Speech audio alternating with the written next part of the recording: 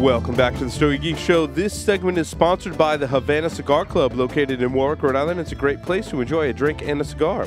Stogie Geeks listeners can find a $5 off coupon on our website by clicking the HCC logo. And by M Bombay Cigars. M Bombay Cigars represent the most admired cigar culture of Cuba. They select the best of the best quality tobacco to use in the aging process. M Bombay Cigars are then rolled in Costa Rica by some of the most experienced cigar rollers, giving it a unique smoking experience. The band portrays the most detailed and artistic nature of our small industry. Try the M Bombay Casera, M Bombay Mora, and recently released M Bombay Habano. M Bombay Cigars, where the cigars are a way of life. And we're back here on the Stogie Geek Show with none other than our special representative of M Bombay Cigars, Mel Shah. Mel, welcome to the show. How are you guys doing? I'm doing fantastic. Now, Mel, I lit up one of the probably most interesting Lanceros that I've had in some time.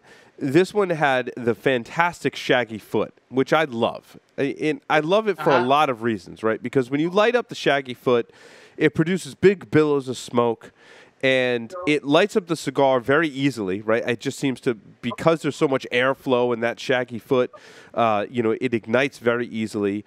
And what I love the best is you get to taste just the cigar, whether it's the binder and filler or sometimes just the filler, depending on how you're doing the shaggy foot.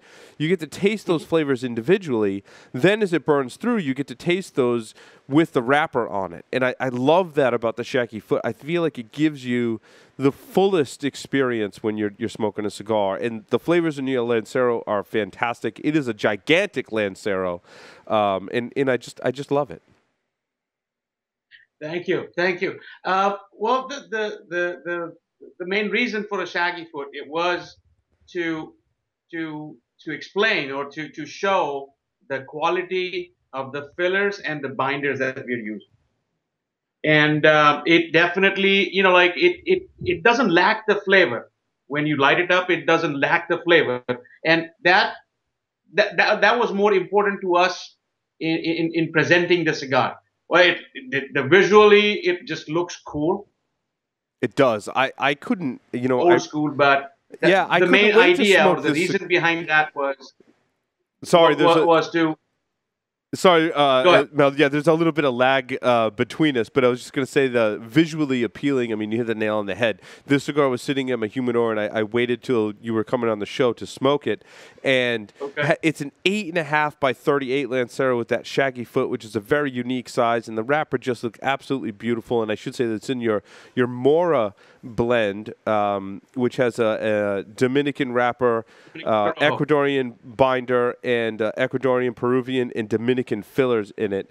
And like you were saying, that shaggy foot, even without the wrapper, has a ton of flavor in it. That was the idea. To portray that flavors, the quality of the aging, the process that we do. That was, I wanted to show that in all of the Mora sizes that we introduced. Also in the Quesera, also we are following in the torpedo or the pyramid and the Toro size. That was the reason behind it, and it was overwhelming support or appreciation for that, and blessings, I would say. Yeah, and Paul, I'm actually going the opposite with you. I'm smoking the 585, which is the 5x58 in that same blend, and the flavors are so smooth right now in this blend. I'm getting a little bit of that Peruvian tobacco. I could tell a little bit of that herbal note with some nice chocolate notes with this. It is very, very smooth in this size. The 585. Well, the Peruvian tobacco was for me. It was an X factor that whenever I started blending the cigars, that came to my play as if adding salt to the food. Every food needs a pinch of salt here, pinch of salt there. That was all of the blends that we have that presence of Peruvian tobacco, and I got fascinated by that. very few people use that, and especially when it was left for aging for a longer time. The Peruvian that we are using right now is from 2004 and 2005. So proper aging, proper fermentation, it just blossoms like no other. No, it's hard to find that uniqueness in a cigar like that. I agree. It's very, very good. So, Mel, how did you get your start in the cigar business and get into blending and making cigars?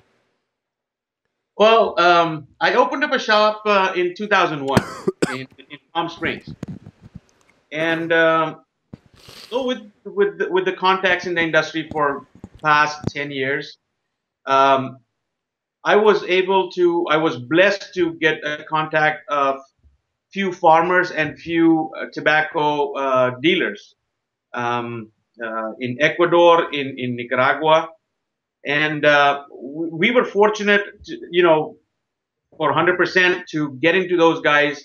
And when I got the tobacco, it was more a question of who is going to roll. The way that I wanted to roll the cigar, the way I wanted to ferment the tobacco, that was a big dilemma. Or I got rejected by, like, I would say 25 factories saying that why do we touch your tobacco? And so it was more challenging, and the more challenges came in, the more stubborn I became. I needed to do that, and it happened. Mel, so tell our listeners about some of your different lines of cigars that you have. We have 5 different blends. One is a classic blend, which is in which we use Ecuadorian Connecticut. The second one is a Corojo Oscuro. Corojo Oscuro uses the Corojo wrapper from Ecuador. Then we have Mora, Dominican Corojo in that, medium to medium body. And some people say full, some people say medium. Quesera is Ecuadorian Desflorado that we use. And the last one that or not the last one, but the recent one that we introduced was a Habano wrapper from Ecuador. I don't know if you guys got the samples or not yet, but it turned out really nice. Yeah, I've only smoked a couple of your cigars so far, and what I've smoked I've been very impressed with. This Lancero so far is I'm extremely impressed with, and I can't wait to smoke more. Thank you. So, Mel, where can people find your cigars? Right now, we have somewhere around like 80 to 85 retail locations. Mm-hmm. Are they all in the U.S.? Yes, all of them are in U.S., but they are all scattered around everywhere. We started from California, and I'll take a moment to thank all the retailers that supported me. But being a small company starting fresh out, it is always. I would not use the word resistance, but like, people are more cautious. I was a retailer. I am a retailer. I understand that, and slowly, we are increasing 5 to 6 retailers a month, and it'll go out to people where we need to. So it's a new process with blessing of people like you and other online bloggers and the press and the media. Hopefully we will be able to acquire 150, 200 locations by the end of the year. So it's a slow process, and we have accepted that. Mel, one thing. Go ahead, Will. Yeah, one thing that I've heard from, I guess, folks who have run into your team. Your team's been the one thing that I've heard time and time again. Your team's very, very knowledgeable of this product. You seem like you've been real particular in terms of who you have representing this product, because that's the feedback I'm getting. These guys really know the product. Obviously, that was a intentional thing you've done, correct? That is true. That is true. the reason behind that was, or like it was more for, we needed to go and explain to the retailer why this cigar is different. We are not Padrones, we are not Rockies, we are not Fuentes, we are not, I'm sorry if I missed anybody, but La Flor Dominicana or whoever, but we are not Davidoffs. But we wanted them to understand that the cigar is different. And that was, or that still is, a kind of like a hurdle where a retailer always comes up with, I don't need something different. That was the biggest hurdle for us to jump over, and now people are getting it.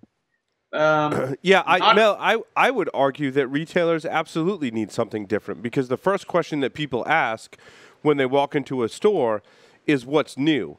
And that's not only, the lines that they currently carry, there's only so much new stuff coming out. So they're forced to carry new brands that they didn't carry before.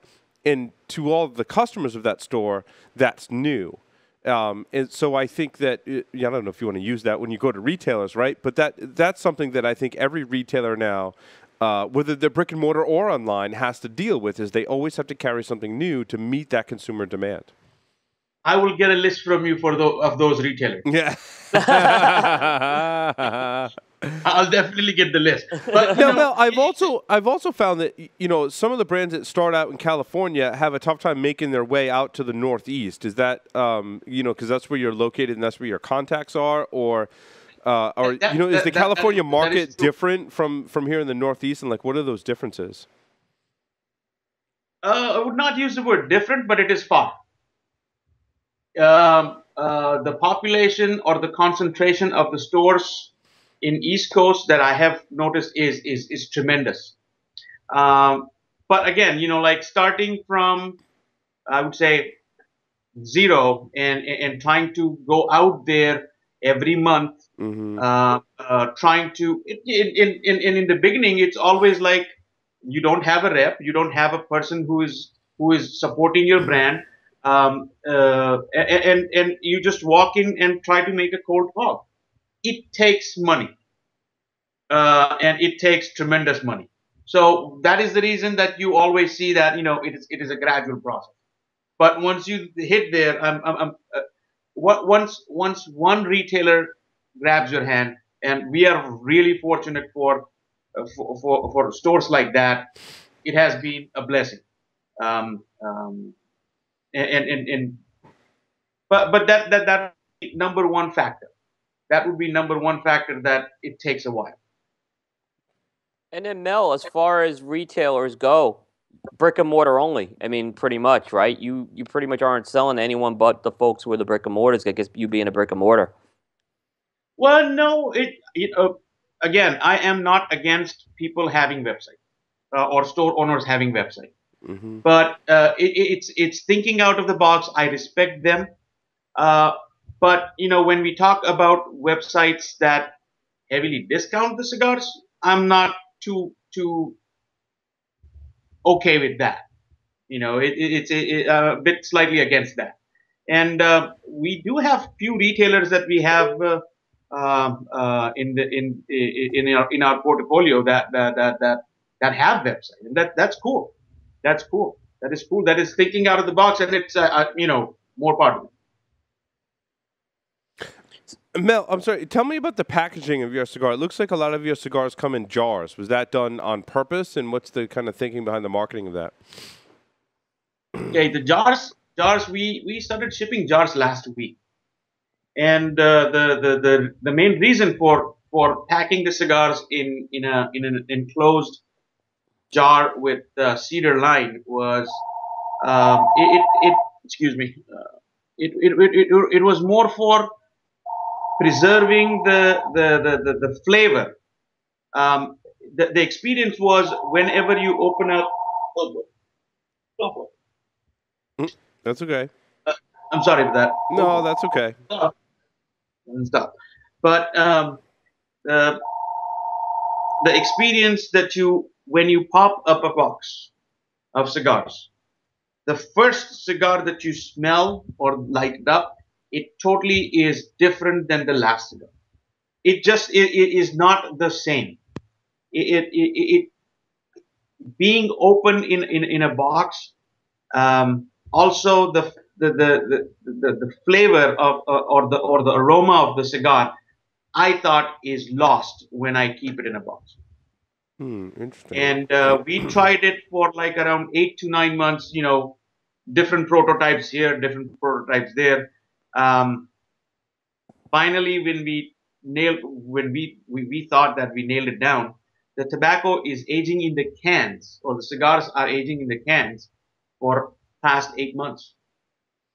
So now, I always thought, like, the box, since the box was cedar and the cigars being tobacco, that it was a certain marriage between keeping them inside of a box. Now, inside of the jars, do you keep a cedar lining in there, or do you think it just makes a better seal and ages and melts the tobacco better?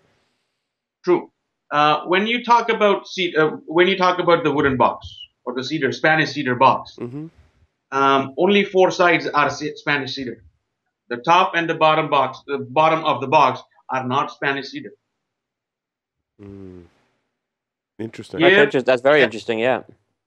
The reason is the cedar itself. If you have the cedar on top and bottom, it'll work. It doesn't work. Oh, I never knew that. Yeah, because I noticed on the boxes, Mel, traditional boxes, the sides and the back of the box are inserts that come out, and you can pull those out. And that's the Spanish cedar. And the rest of the box is not made out of cedar because of the warping issues that you described. Exactly. It's a particular quality of cedar wood that'll work. That is the reason you need smaller pieces. And so sides are always, when they claim it's Spanish cedar, yes, it is Spanish cedar. Top and bottom, where the cigars are more in contact, are not cedar. So now, inside of your jars, do you include a cedar lining, or is your jar just a jar? No, there is a cedar lining. Oh, inside of the jar. It is sealed with cedar. Okay. Yes, it is sealed with cedar all the way. With cedar inside the jar. And it is airtight. It is not vacuum. It is airtight. So the exchange of exchange of the air is still within that environment, but it is sealed with cedar.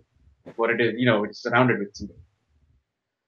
Now, Mel, you're again retailer. How did you look at some of the challenges of introducing a jar or can packaging into a retail or humidor? Great question. I know it's interesting. I'm very friendly, Mel, with the local shops here in Rhode Island, and whenever a manufacturer comes out with some unique packaging, I always hear the complaints, right? And it's no bias towards any particular manufacturer. I just, in talking with them, I'm the person who always comes in and asks, hey, what's new? And they're like, oh, I just got this cigar from XYZ manufacturer. And if they have a complaint, they'll share it with me because I'm friends with them, and I do the show, and I help them out, and we're in the industry together. And they'll complain about packaging that doesn't fit on their shelves, right? So, like, how do you? Will's got a great question. How do you overcome that with the retailers? Okay, always when you walk in the humidor, or when you are, whenever I have walked in a humidor trying to sell M Bombay. It's like, oh, well, we don't have space. We don't have space. Granted, they don't have space. When you put the cans on the shelf, it takes less than 40 inches. It fits in 10 different sizes. So if they are accepting, which 90% will, that, like, it is space-saving thing. The cigars are kept properly in there. It's not rumbled up. Again, the second thing that I always, appreciate of a retailer when they walk the humidor with customers, it's their job, or that is what I respect when they pick up a box of cigars and display it to the customer. That is what this would happen when they are displayed on a shelf in a can. And, we are trying to come up with certain stands which would help the cans pop up in the humidor itself. And I don't see a problem in that. Being a retailer, I do not see a problem when it is displayed in a can. But Yeah, yes, as I said, I kind of like when they're displayed in the jar because when it's sitting, vertically inside of the can, I can't see the whole cigar. And when I see, a beautiful looking jar and I see the end of the cigar sticking out, I see a little bit of the band, and I'm kind of curious. And, I want to go just pull one out and take a look at it. So it kind of has this, is this curiosity factor, this mystique to it, like, oh, what is that? That's different. Everyone else has all these boxes, but there's this jar here, and there's cigars hanging out the top. I'm almost, as a consumer, kind of drawn to that. You are 110% right. It just the idea of packaging. I would go back all the way, saying the idea of packaging is to have customer question that. If it does that job, the packaging is the purpose of packaging of any product is done, and that is what I have tried to achieve. And by having the cigars in the can, I'm not the first one. Right. H. Upman from 1920s, they used to pack the cigars in glass jars, like mason jars. Yeah, it was a Cuban tradition. A lot of older Cuban brands have packaged in jars and special releases for way back when. Yeah, so Zeno Platinums, Zeno Crowns, they are packaged in cans. I just saw Rocky Patel's Prohibition. They are in jars. Yeah, we just interviewed. It's interesting. We just interviewed Rocky, and we were commenting on his presentation in the jars, and he actually put tobacco on the top and the bottom. It was a very nice presentation. Right. As well. Yeah. It was cool, but I'm not reinventing the wheel. I'm just trying to the idea behind packaging in an enclosed cedar environment. That affects greatly to the aroma and the shine on the wrapper itself is like mind blowing. Each and every cigar that you pull. So Mel, I want to ask you.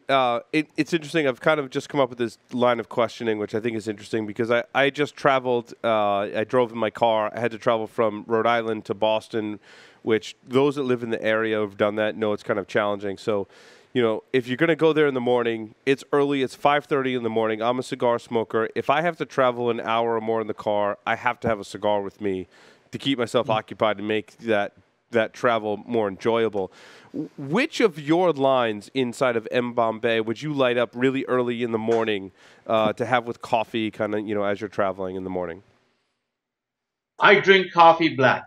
Well, me too. No sugar, I like my coffee with coffee. Itself. Yeah, I would light up the Mora, a Lancero, or even a Toro. Both are big, and the ones that are in can would just go perfect with that. Now, what about after dinner? I've had a big meal. I want something a little spicy, something with a lot of body in it, something with some strength to it. Which of your lines would you light up? I'll probably disappoint you right now, but I would say Kesar. I'd agree. Why is that? That's not disappointing. Oh, I would agree with that, actually. Because when you use the word spicy, I take it that the mouth feel when you smoke a Kesara is lot bigger compared to a Mora or a Classic or a Corojo Oscuro or the new Habano. Just the mouth feel of it. It and the nicotine level, it definitely satisfies you. Maybe a smaller number 4 or even a larger one, which we came out with an A size.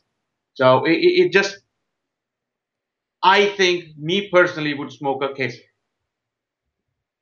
Excellent. Will, do you have more questions for Mel? Yeah, let me go. We'll ask one on packaging, and then I'll ask one other. So the other thing that I find really unique about your packaging are the bands. Just from the design, it's this it's this mosaic type of design. And I've noticed on some of the, this is what I love, on some of the cigars you have larger bands. And yes, I love larger bands. But with a lot of cigars, sometimes you take off that larger band, and now you don't have the band on it anymore, and it kind of loses its identity. One thing that I really liked what you did is you have this band under it that I've seen other companies do, but it kind of keeps that identity of the cigar, so people know what you're smoking. Talk a little about what went into some of the band designs there. That idea of having a band underneath came from 3 retailers of our signature cigars in DC. Greg from Cigar Grotto and Anjal from Cigar Embassy. They kind of like clicked it to me, saying that that is missing. When we take the band out, that is missing. People want to show off, or people want to recognize. And well, we before I okayed it, we did show it to them, and they were more excited. So why not? If it makes the retailer happy, if there is one factor in the cigar which helps them sell more, yeah, why not? Yeah, I love it because, like I said, a lot of times with footer band cigars, you pull up that footer band, then no one knows what they're nice footer bands. I'm not knocking the band itself, but then no one knows what you're smoking. And now, at least, I'm smoking this, the 585 right now, and at least folks will say, yeah, you're smoking an M Bombay, and then it kind of engages that conversation, so to speak. True. I definitely acknowledge that. Yeah, definitely. Now, the other question I have for you is, we talked about the uniqueness. We talked a little about the Peruvian tobacco, but you're also making your cigars in Costa Rica, which is, I'm seeing more companies go to Costa Rica right now. What drew you to eventually go to Costa Rica to make your cigars? I would say he was more welcoming to me. The reverse way that I went was, I did not go to a factory and demand a cigar. I went to factory saying that roll the tobacco that I have. So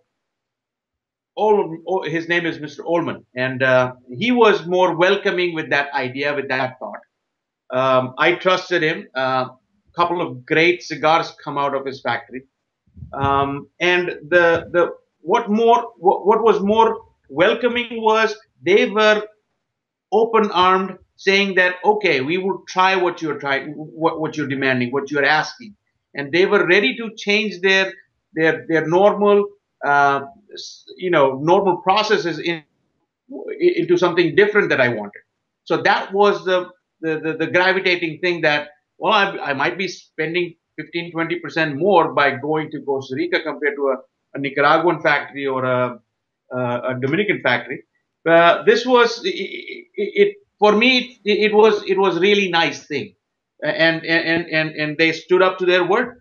They're doing fabulous job with the orders that we are pumping out right now. They are ready to train new employees, ready to train the new rollers how we want to roll the cigars, the whole 9 yards. And like their relationship with me, fabulous.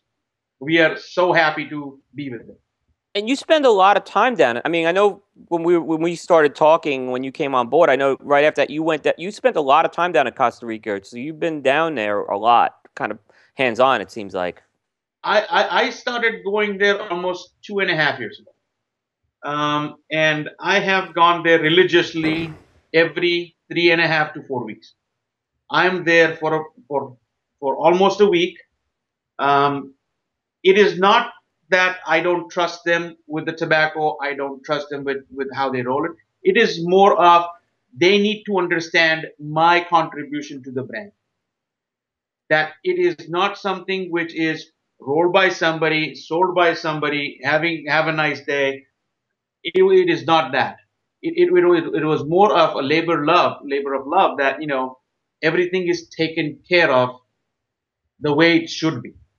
The proper fermentation, proper packaging, proper putting the bands, and the whole 9 yards. Each and putting the Bovida packs in each and every box or the can. So all those things, you need to make sure that the final product is what you exactly want, rather than, okay, let's leave it on fate that Mr. Cooper would rate it 92. No, it was not that. we wanted you to rate 92, so that is the reason it came out like that. Right. No, I mean, I love the fact that you had a vision for what your product's going to be, and then you're kind of seeing that vision carried out, and it's a real refreshing thing I'm seeing from you. Not that others don't do it, but you don't see a lot of people sometimes doing it who have brands. So I mean, I give you big kudos on that. Thank you. Mel, what do you got coming out next? No, it's not about coming out next. It is, I'm surely looking at a couple of wrapper tobaccos right now. One is a Connecticut broadleaf, and I'm looking at Mexican San Andres. So I'm playing around with that. Do not know the broadleaf is taking a lot of time to ferment. It does. It takes a long time, does it? Every cigar manufacturer I talk to that works with broadleaf says the same thing. It's a very patient process. It tests your patience, right? Every 3 weeks, there 4 weeks I go there. I just cut me open up the box and let me try it.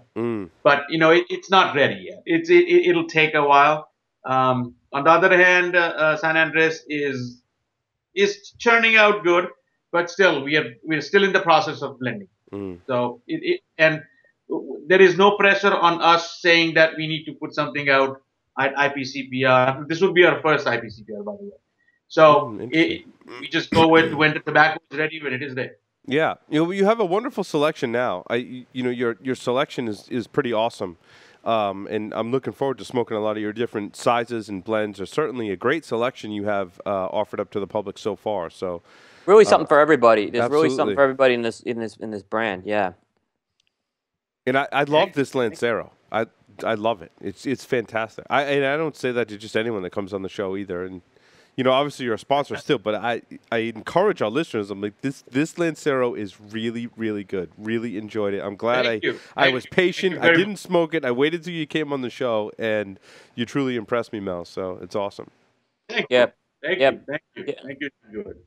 Yeah, there's some great. I mean, the Casera and the Mora are just. They've been real. They're just fun cigars to smoke, and I look forward to smoking the Habano and the Corojo as well.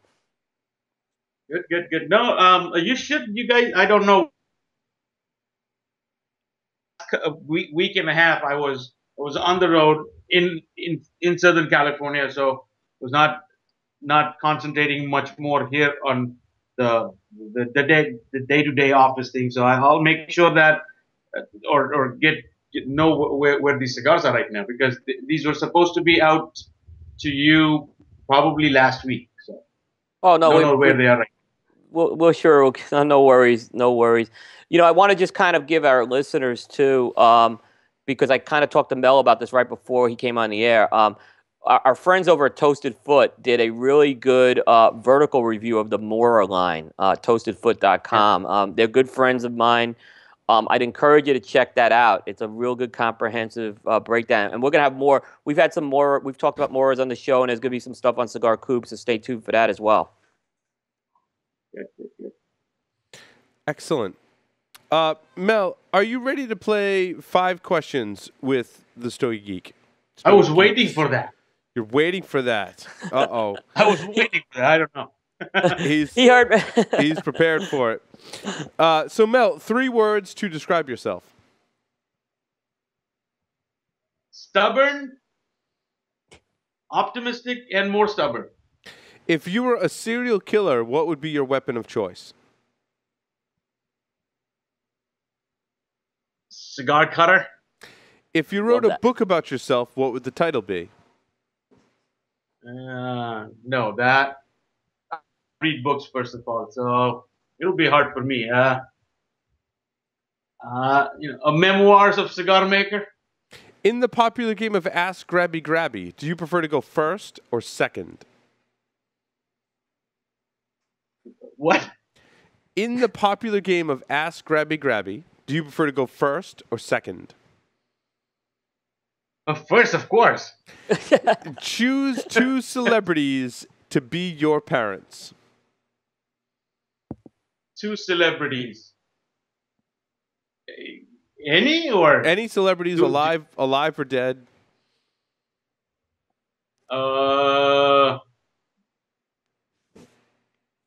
Richard Gere. I'm.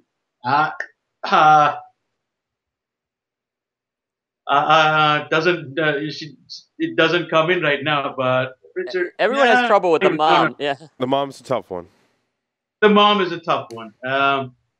Pamela Anderson. She's hot. There you go. There you go.